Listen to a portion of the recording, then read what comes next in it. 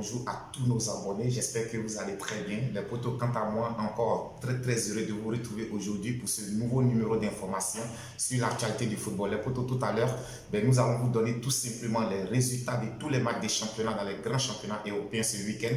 J'espère que ce week-end, vous ne vous êtes pas ennuyés parce qu'il y a eu vraiment de très bons matchs sur toutes les chaînes européennes. Alors les potos, pour plus de détails, comme vous le savez, on se dit juste après ceci.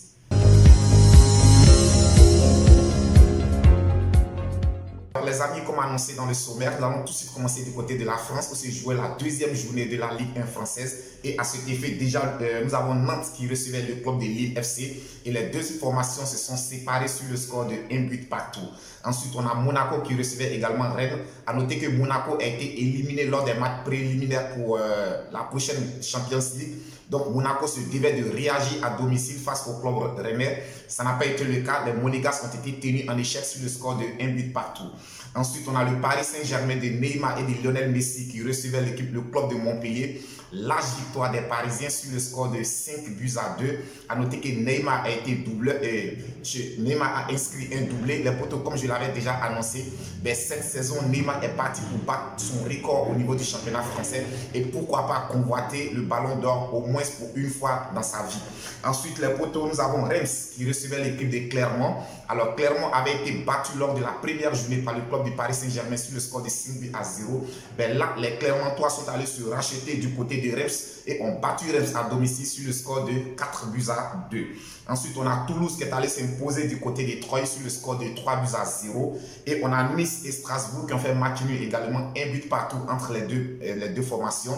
Les potos, suite et fin de cette deuxième journée du côté de la France, le dernier match opposait l'Olympique Marseille à Brest. Et les Marseillais sont allés faire match nul du côté de Brest sur le score de 1 but partout.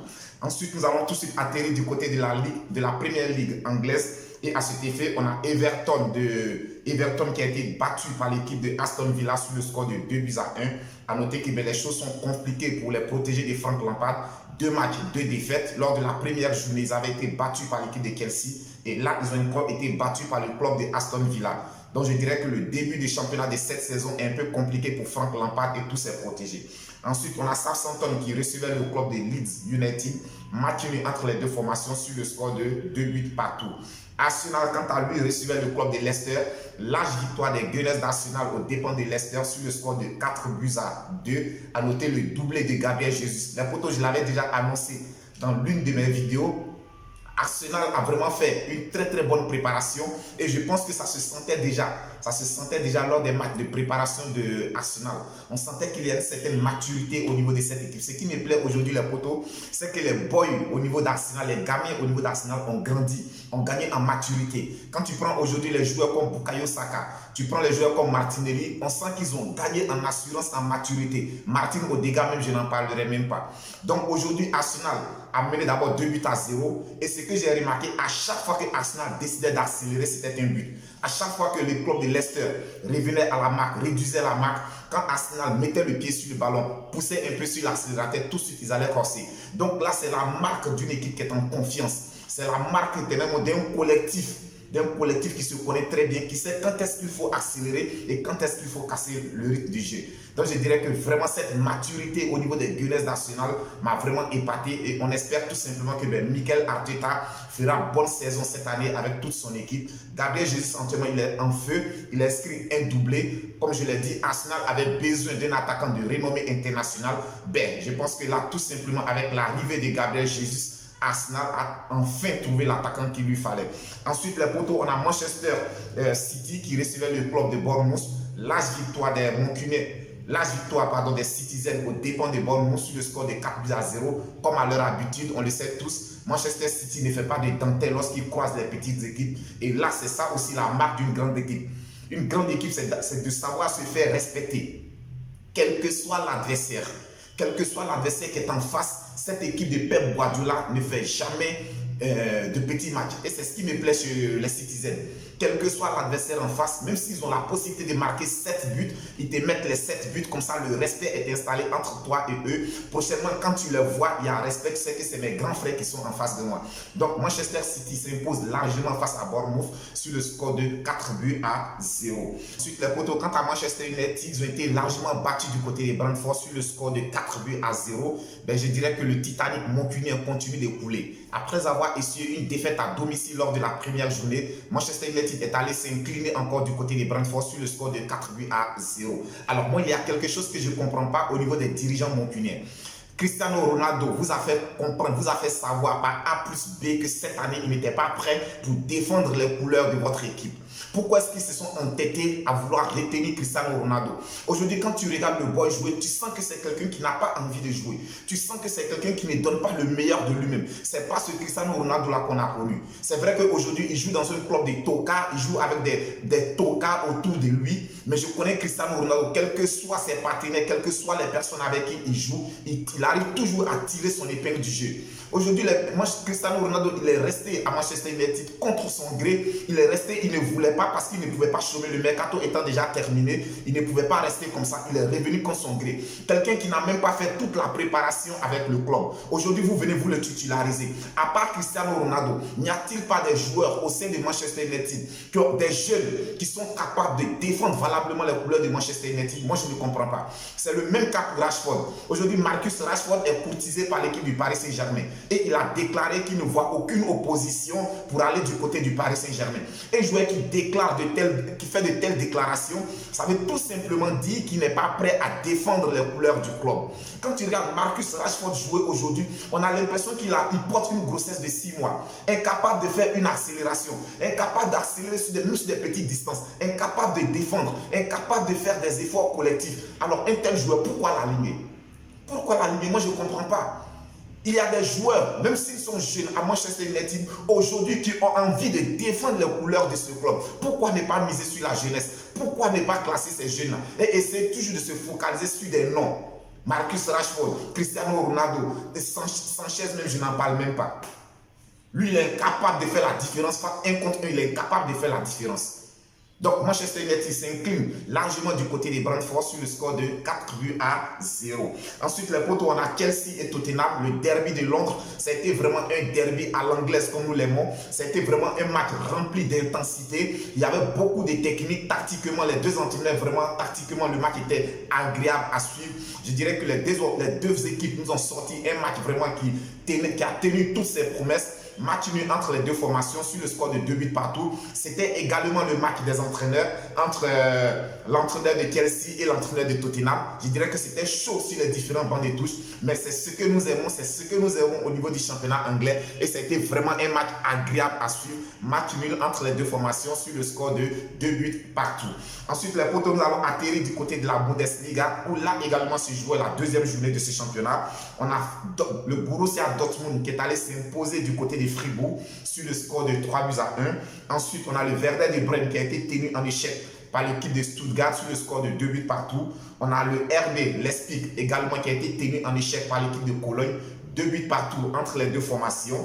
On a le Bayer Leverkusen qui a été battu à domicile par Augsburg sur le score de 2 buts à 1. Ensuite, on a le Hertha Berlin qui a été également tenu en échec par l'équipe de Eintracht. 1 but partout entre les deux formations. Dernier match de cette deuxième journée du côté de la Bundesliga, on a le Bayern de Munich qui est venu à bout de l'équipe de Augsburg sur le score de 2 buts à 0. Ensuite, les potos, la Série A du côté de l'Italie a également repris, a ouvert ses portes hier et on jouait pour le compte de la première journée ce week-end. Et à cet effet, on a la Sampdoria de Gênes qui a été battue à domicile par l'équipe de Atlanta sur le score de 0 à 2. On a le AC Milan, l'actuel champion, le dernier champion en titre d'Italie, qui s'est largement imposé face à Udinese sur le score de 4 buts à 2. Ensuite, on a l'Est qui a été battu à domicile par l'équipe de l'Inter de Milan sur le score de 2 buts à 1. Toujours du côté de la Série A, nous avons la Lazio qui a battu le club de Bologne sur le score de 2 buts à 1. Ensuite, on a Salernitana qui a été surpris à domicile par l'AS Rome. L'AS Rome de José Mourinho sur le score de 1 but à 0. Suite et fin de cette première journée en Série A, ce sera pour ce lundi. Et nous avons la Juventus de Turin qui sera opposée au club de Sassuolo à partir de 19h45. Les potos, nous allons terminer cette vidéo du côté de la Liga La Liga également a ouvert ses portes ce week-end. Et pour le compte de la première journée, nous avons Osasuna qui est venu à bout du FC Séville sur le score de 2-1. Ensuite, on a le Valladolid qui a été battu à domicile par le Villarreal sur le score de 3-0. On a le FC Barcelone qui a été tenu en échec par le Rayo sur le score de 0 but partout. Alors pour ce match, on a vu vraiment une véritable équipe du Rayo, une équipe déterminée du Rayo qui est allée jouer toutes ses cartes du côté du FC Barcelone au Nou Camp et qui a obtenu le match sur le score de 0 but partout. Je dirais que c'est vrai que le FC Barcelone fait un match nul, mais on a vu quand même de très bonnes choses au cours de ce match.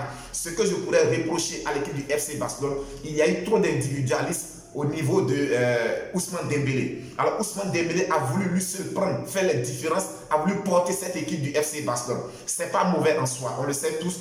Aujourd'hui, les supporters barcelonais attendent beaucoup de Ousmane Dembélé et lui aussi, il a envie de montrer aux supporters barcelonais qu'il mérite d'avoir vraiment un statut de leader au sein de cette équipe. Donc, il a voulu vraiment porter son équipe, il a voulu faire la différence, mais par moments, c'était un peu exagéré. Et je pense que ces différentes actions qu'il a essayé de mener de façon individuelle a permis à son équipe de vraiment ne pas de passer à côté de certaines occasions qui pourraient se transformer en des occasions de but. Donc, match nul entre le FC Barcelone et le Rayo Vallecano sur le score de 0 but partout. Ensuite, les poteaux, on a Cadiz FC qui a été battu à domicile par la Real Sociedad sur le score de 1-0. On a Valence qui a battu Girona également sur le score de 1-0.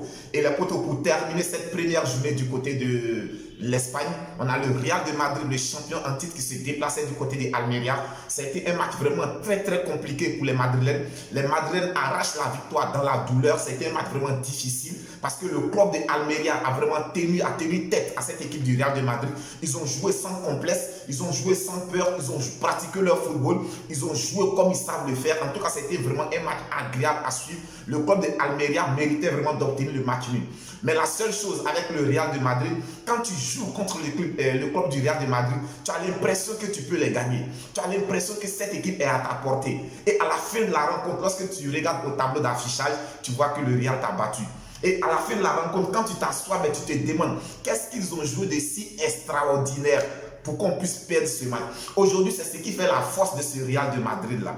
Karim Benzema, pendant que c'était encore chaud, même pendant qu'ils étaient menés, il a demandé à ses coéquipiers de patienter, de ne pas s'affoler et qu'il est sûr et certain qu'à la fin de ce match, ils remporteront le gain du match. Ça, c'est un capitaine. Et ce sont des paroles d'assurance.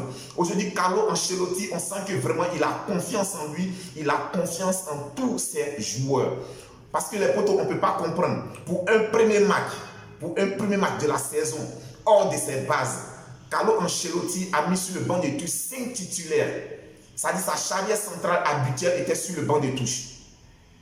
Il a son milieu de terrain, ses deux milieux de terrain, Casemiro, Luka Modric qui était sur le banc de touche. Il a son latéral droit qui était sur le banc de touche. Donc ça, c'est une marque de confiance. Ça veut dire qu'aujourd'hui, Carlo Ancelotti fait confiance à tout son groupe. Carlo Ancelotti aujourd'hui fait confiance à tous ses joueurs. Et ça, c'est déjà bon. C'est déjà bon parce que cette année, le Real de Madrid est sur 6 plans. Carlo Ancelotti a déclaré que cette année, il compte remporter 6 trophées avec le Real de Madrid. Et pour remporter 6 trophées, à un moment donné, il va falloir faire tourner l'effectif. Et là, c'est déjà bon. Dès le début de la saison, s'il met déjà des joueurs en confiance, comme Tchouaméni qui vient d'arriver. Hier, Tchouaméni a débuté le match et il a fait un très bon match. Il a fait un très bon match. En tout cas, le match de Tchouaméni hier m'a plu. Il a fait un très bon match. Vinicius Junior, il a beaucoup essayé hier. Il a beaucoup tenté. Malheureusement, il n'a pas marqué tout comme Karim Benzema. Mais néanmoins, ils ont fait quand même leur match. Ils ont fait un très bon match. Quant à David Alaba, il était remplaçant. Dès qu'il est entré sur son premier ballon, sa première touche, un coup franc, il a mis pleine lucarne. Et c'est ça la marque de confiance aujourd'hui au Real de Madrid. Dans les potos, ce qu'il faut retenir, c'est que le Real de Madrid s'est imposé dans la douleur, mais c'est une victoire prestigieuse aujourd'hui pour permettre au Real de Madrid de bien démarrer sa saison. Le Real de Madrid s'est imposé du côté de Almeria sur le score de 2-1. Les potos, c'était tout pour aujourd'hui. J'espère avoir fait le tour de tous les résultats de tous les grands stades européens. Si cette vidéo t'a plu, n'hésite pas à la liker. Abonne-toi, partagez, commentez. C'est la chaîne de tous les amoureux et connaisseurs du football. Quant à moi, j'ai été très heureux de vous présenter ce nouveau numéro. On se dit à très bientôt pour une autre vidéo. D'ici là, que Dieu vous protège.